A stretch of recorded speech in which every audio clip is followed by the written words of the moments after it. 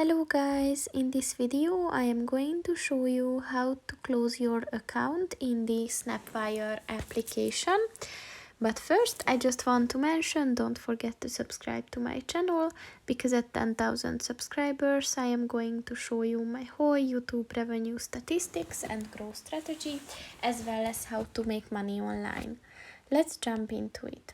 First of all, open the application on your phone.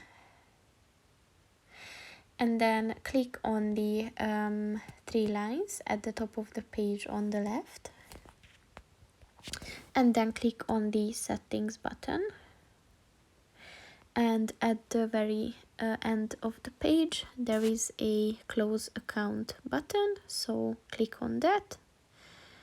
And just click on and then just type in your email address if you're sure that you want to close your account, and then just click on continue, and your account will be deleted. So that's pretty much it for this video, guys. See you in the next one. Goodbye.